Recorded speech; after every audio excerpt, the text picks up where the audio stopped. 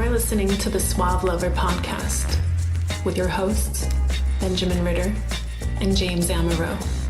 SuaveLover.com, advising gentlemen on the art of romance. Now sit back, relax, and enjoy today's episode.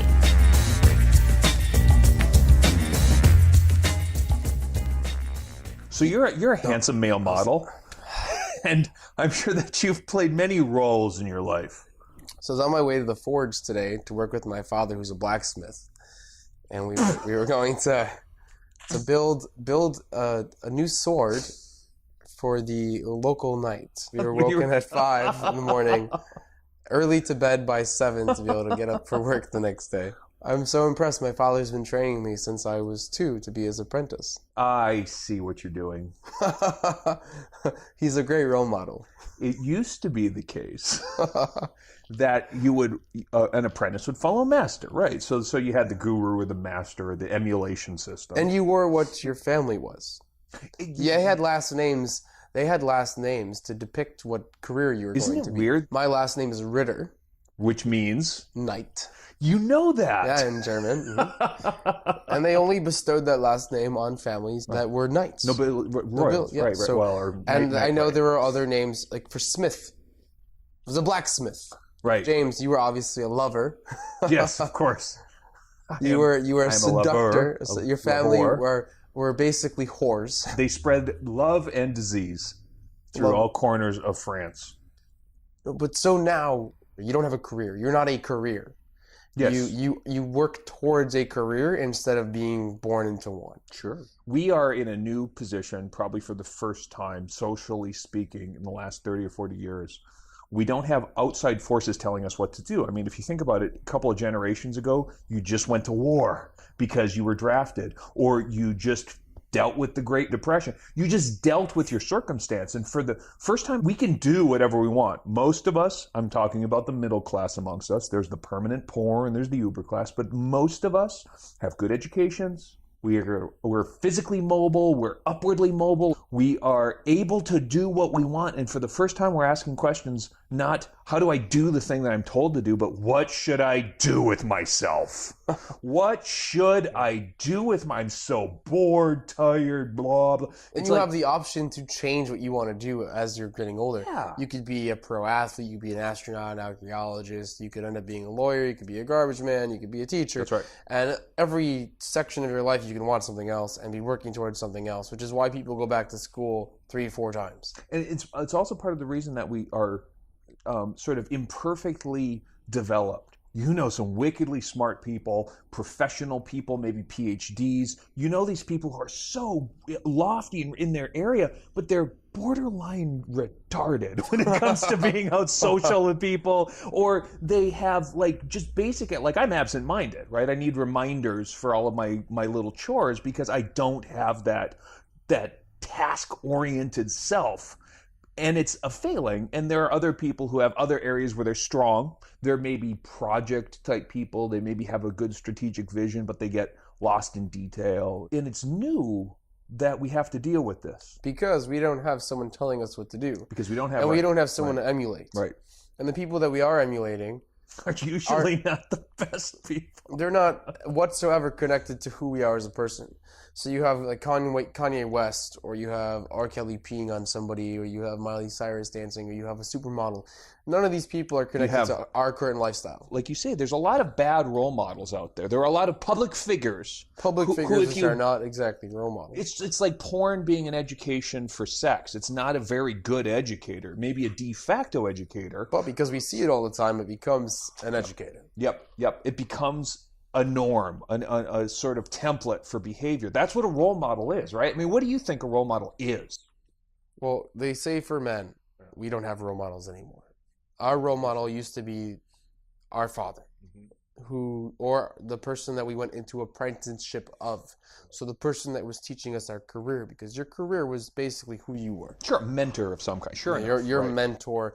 And not only did they teach you how to be a blacksmith, but they taught you how to handle life. They answered your questions, anything that came up. They were your educator in life. They were the only person that was your educator. You didn't have the internet.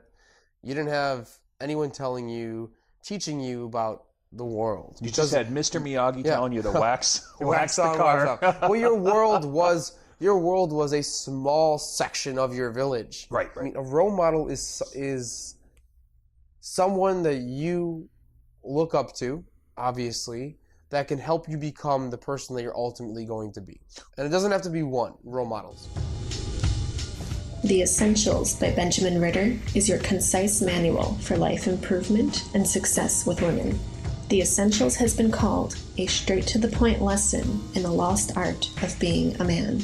Packed with insights, this book will transform the way you think about dating and relationships. Get your copy of The Essentials by Benjamin Ritter at Amazon.com or in select bookstores today.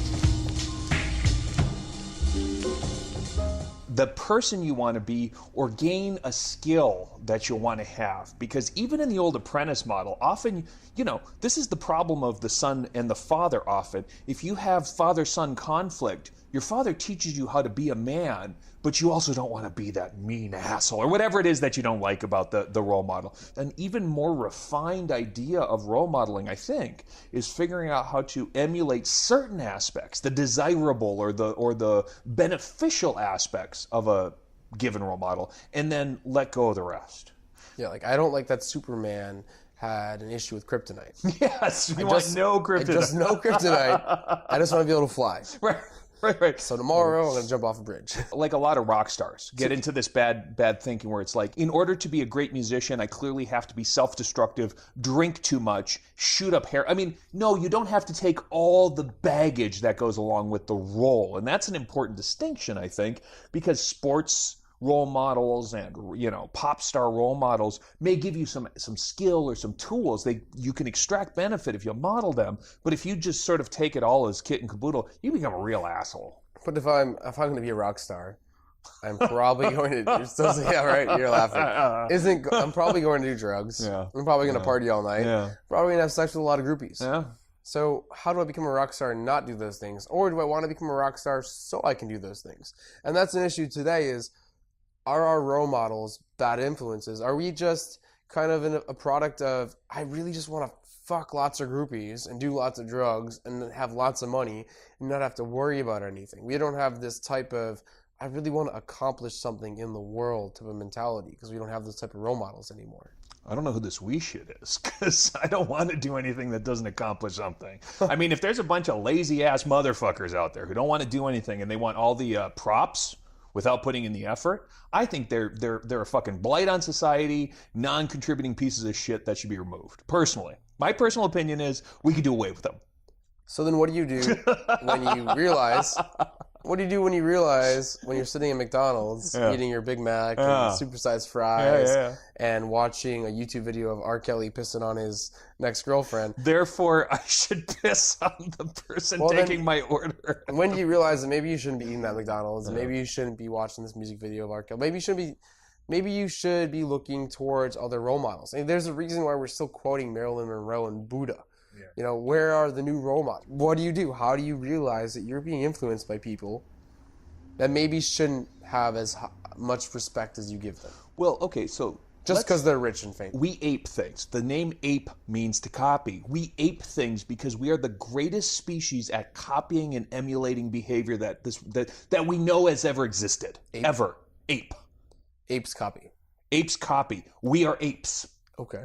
We copy. We are extremely effective at copying. Neither you nor I invented English. I thought that I was really good at mimicking people, but I guess I'm just an ape. One of the things I actually pride myself on is that I can copy a lot of things. Yes.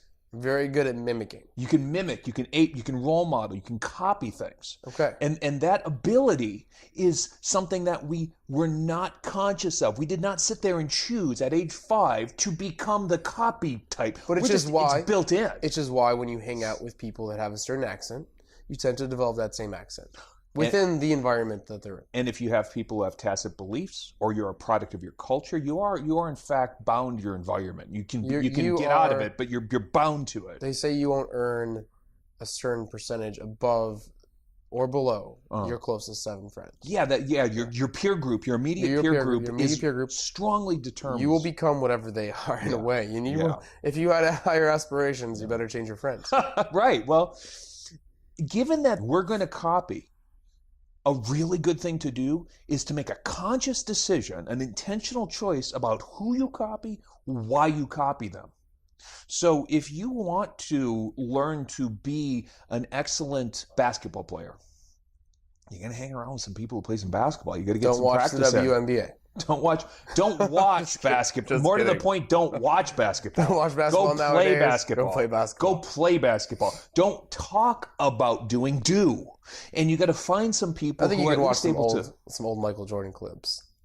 I was really into Prince and Michael Jackson when I was young. This is about 82, 83. And I had an identity crisis. I wanted to be a very handsome young black man when I was a very skinny white boy. I really wanted to be apparently a gender-bending black man with awesome coats. They could dance. Right. Really, really dance. Those were huge role models to me. Very, very formative early-stage role models for me. When you say role model, though, what do you mean by that? Prince got me into guitar. That was an immediate consequence of my liking Prince. So you emulated a certain trait. A trait. Yeah. A trait. Okay. That's right. So you're emulating traits of people that you see as a role model. Yeah. And then so how do you figure out that you're emulating traits, like negative traits, and how do you switch that? How do you constantly choose, I want to be like this person? So that's basically what you're deciding when you're picking a role model. I want to have this trait of this person because of X, Y, Z. And this is where it gets ridiculously hard because there are role model traits that you'll pick. I used to have a boss who was a former professional baseball player and had a lot of very cool coach-like, player-like qualities. He was really good at building teams. He was really good at directing towards a task. Like, he was really good at that. He was also really good at sleeping with his subordinates. And those two were both characteristics of this individual, okay? Choosing the one and being careful about the other would have taken some thinking. Because if you just blindly accept it. Because it would have been easy to say, oh, that's part of the game. That's of the game, and I'm going to go sleep with subordinates because that's just how it works. That's how it works. That's just to not understand that that's not cool, at least in this setting, is really inappropriate stuff. Really inappropriate. Same example of if I'm going to be a bartender, I have to do drugs. Right? Yeah. Why? Do you want to do drugs? If you want to be a bartender because you saw Cocktail when you were young or whatever it is. I want to be Tom Cruise. You want to be Tom Cruise and you like the attention, you love nightlife, you're an insomniac. There's a lot of reasons. Do you have to take everything you've ever seen from any given bartender and deal with all of the dark side baggage too? Only if you do it without thinking. Only if you just blindly accept it. And so choosing a role model is basically deciding on what traits you really want to have in your life. Right. And what person best emulates those traits. Right. And then how do they achieve those traits, or how can you achieve them? So then researching, how can I gain these traits? So you wanted to play guitar. You didn't just sit down with a guitar and say, I'm going to learn and watch videos of Prince. Clearly. So you basically went to class and how to learn how to play the guitar. And in fact, there's a little bit of hero worship. I think when you decide that you have something you like and you have some role models, some heroes, whatever it is, you say, okay, well, that person's really good at, you're very good at meeting women. I bet you've had guys come up to you and go, I want to be like you. And that's all the role model is. That's it. Right? Motivation. Motivation with a little bit of direction. Because there are plenty of role models who can't be good coaches, can't be good instructors. They can't give voice or structure to their ability. You just have to study them. And there's a difference between modeling someone, which is something that the person you're modeling is totally unaware of, and having a role model who ideally can show you, can guide you, can bring you up. How to Start a Kinky Relationship by James Amaro is the definitive guide to successful, alternative, romantic relationships. The book has been called 50 Shades of Grey for Real People. Educational, informative, and irreverent, this book has something to offer anyone who is curious and sexually adventurous. Get your copy of How to Start a Kinky Relationship by James Amaro at Amazon.com or in select bookstores today. So once you figured out what type of role model you want, what type of traits you want in your life, how do you actually emulate that person? How do you model somebody? I think the hardest thing that you have to do is make this mental break. This one mental break. You are not your actions. You are not the behaviors you're experimenting with. You have permission to do some trial and error experimenting to figure out what works or what doesn't work for you. That mental break is hugely difficult because for a certain amount of time when you're modeling someone, you're going to do things or say things or behave in ways that are not natural. They're not that person. They're not that person. They're not you. Right. So you're in this limbo. You're in this limbo. It's just like picking up a bat for the first. Can you imagine being an adult because you know how to play baseball? But can you imagine being an adult for the first time and then trying to figure out how to put your elbow in? It's just awkward. Holding the bat, you probably want to hit like someone in the head with it. You probably want to hold it like a hammer as opposed to taking a batter's stance, which is a precise and disciplined stance. And it's uncomfortable. Well, so too with behaviors. It's really uncomfortable to try things out that you're not used to. Because if you're already good at it, you wouldn't be role modeling, you wouldn't be emulating, you just be executing. There's going to be a span of time where you won't be congruent with yourself. That's important. You're not going to be actually having the success of the person that you're emulating. Right. And so what you're going to have to be doing is figuring it out. So you go through this brief, hopefully brief, with guidance it'll be brief, valley of despair, where you're like, hey, shit, I am completely aware how not good I am at this skill, and it is awkward for me to try. But if you can get past that, if you can give yourself permission to experiment with stuff that isn't you, you'll trial and error a few things that you've pre-worked. That you've thought through, not random.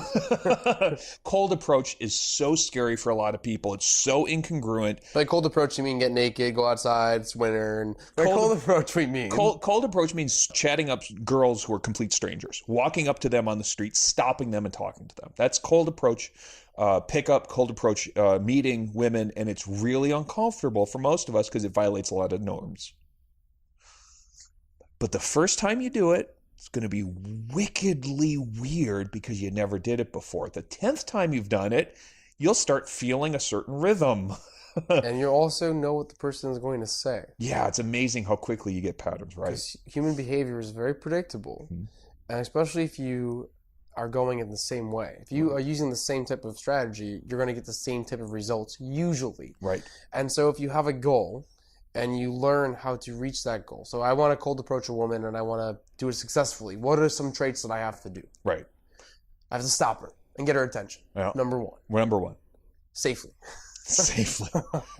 Number two, you have to control the situation. You have to have a direction and you're in charge. And you have to point out that this is awkward in a way. Very good to yes, it's good to break the social. Acknowledge that you're doing something, breaking the social distance. Right? You're entering her state. What is she doing at that point in time? So you're making her feel more comfortable with what's going on right now. Right. And then you could go direct. Yeah. Or you can ask a question. But ultimately leading towards, I think you're fucking amazing. Let's hang out. Yeah. Yeah. And these are some strategies that are posted online. You do a little bit of research. You can emulate someone that does it. There are role models online. This is really helpful because you watch people do a few things, but just like watching a basketball player play basketball ain't going to turn you into a basketball player. You got to do it. You got to practice it. Because you have your own personal experiences and you learn from them. So you're not going to have the same reaction as someone online that's doing it, as a video that you watched, or you may have a very similar reaction, right. But you're going to at least learn from each one of those reactions. That's the essence of having good constructive role models, is having them be more than just motivation or frustration. So if your role models are very constructive and you can sort of witness certain things that you can pick up on and sort of steal their good ideas, then you can practice them on your own. Understand the first couple of times it'll probably be a little awkward or incongruent, but you've given yourself the freedom to experience that. You're just going to let it be. You're going to be awkward. You're going to be in the uncomfortable. Because change is what? Fucking hurts. Change is hard. Change hurts. And that's why people don't do it. If you want to deal with a pain, have the opposite be a greater pain. It's really become clear that if you don't learn a skill or you don't have this ability, the lack of it is a greater pain than the effort that it takes to get there, right? That's the whole point, is you can get fat. You, Ben, could start getting fat today. You could start on the donuts and get fat today, but it would cause a greater pain for you than it does to hustle your ass to the gym every other day. But they ask you in job interviews, who has been your role model?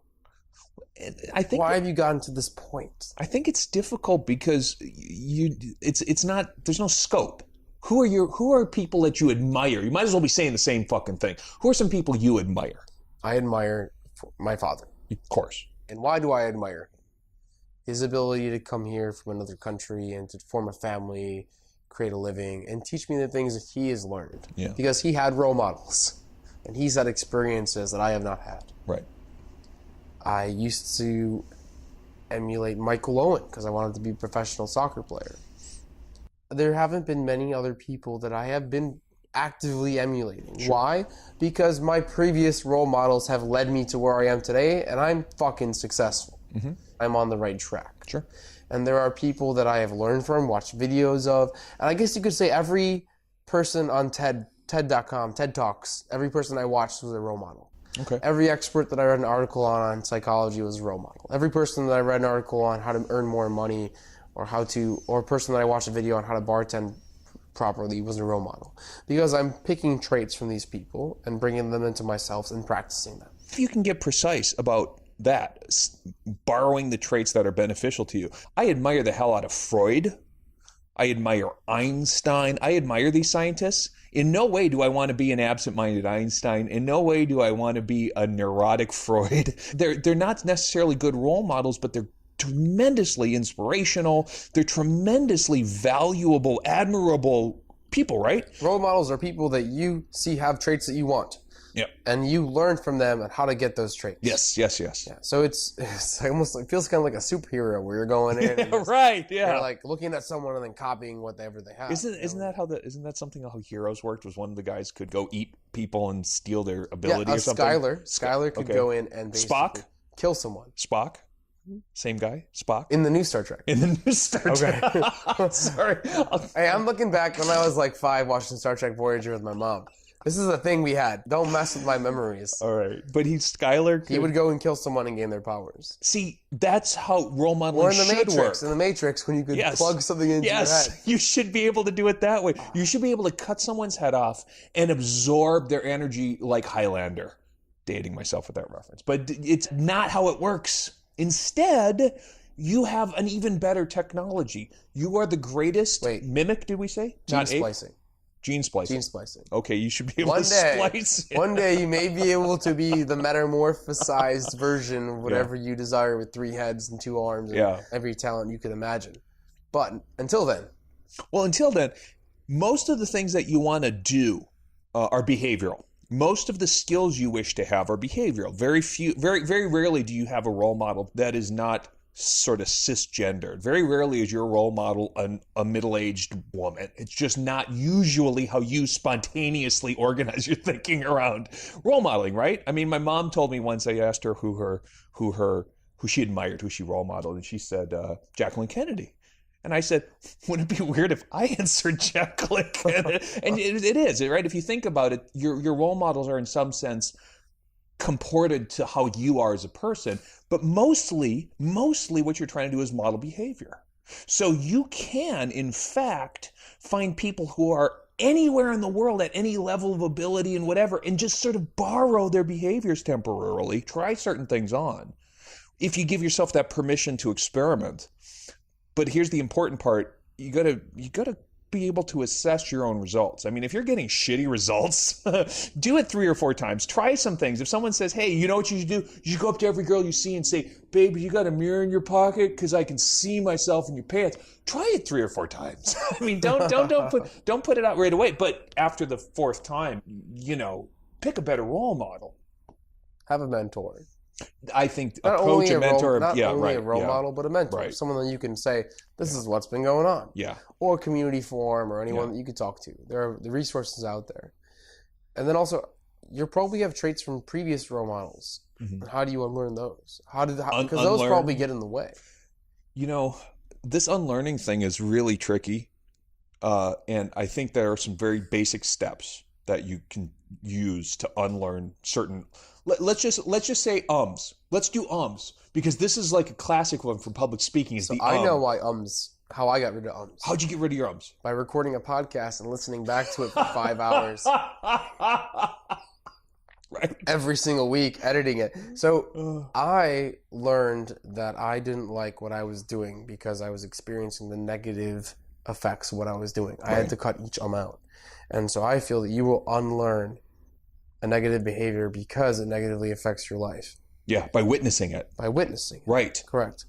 So if I want to cold approach women and I'm too afraid to cold approach women, or I'm cold approaching them in an awkward way, I'm witnessing the fact that I'm not able to successfully cold approach women. Yeah. Or I'm not able to approach them. And how do I cut that out? See, at this point, I don't think it's a big secret, but for a long time when I was doing this, you were probably doing much the same thing. Hidden cameras. Now you can do it on your iPhone. No, it's no big deal. But I would have a guy go do an approach. I'd video record him and I would show it back to him. In the public speaking sense, it's much the same. If you have a video of you for grad school, they pointed videos at us and we had to watch our own performances when we did that, awkward mannerism stuff. Holy buckets, do you self-correct, They did that as well when we were practicing interviews. Oh, yeah. Yeah. You'd watch yourself answer questions and look down, look up, look right. Do you look fucked up the first time you see yourself? Yeah. And people don't realize that because you don't have this camera on you all day. And the first time someone points out a mannerism to you, you become self-conscious probably, right? You're like, oh, geez, they noticed this about me.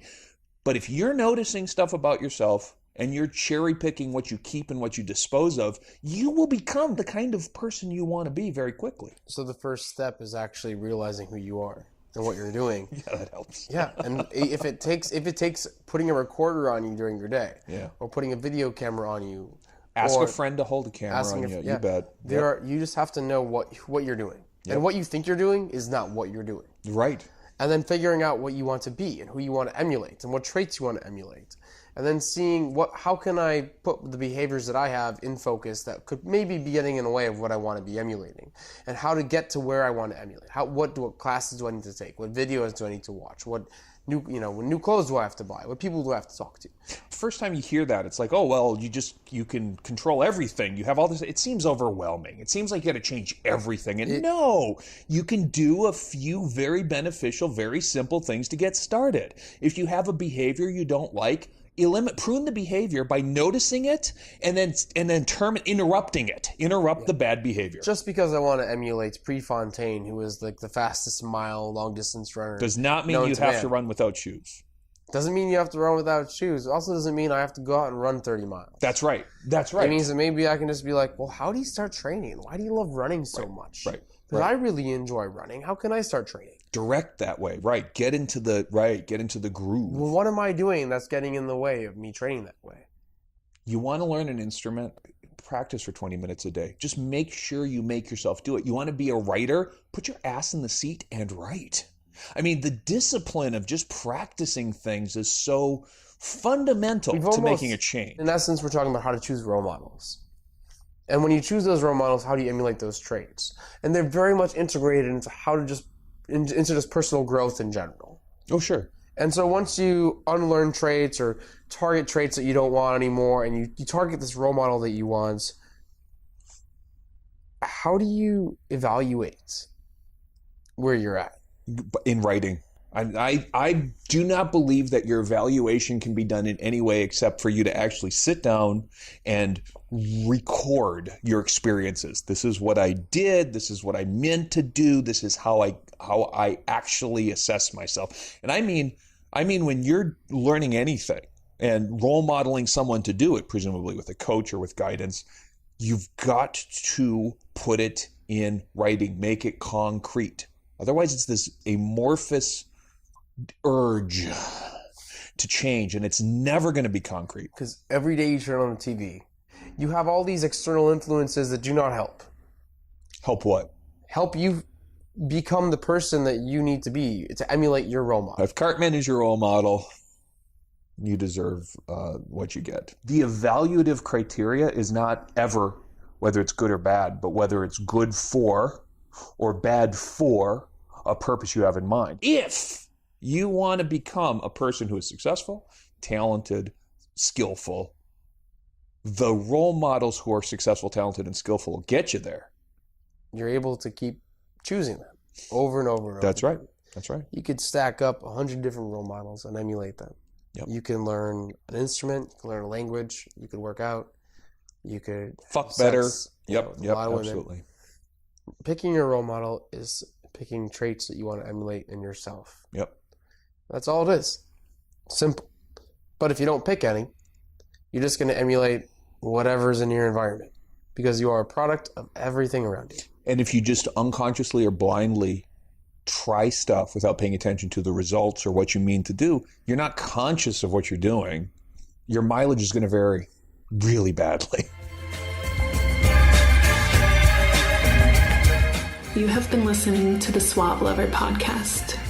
Visit suavelover.com to become the kind of man that women crave.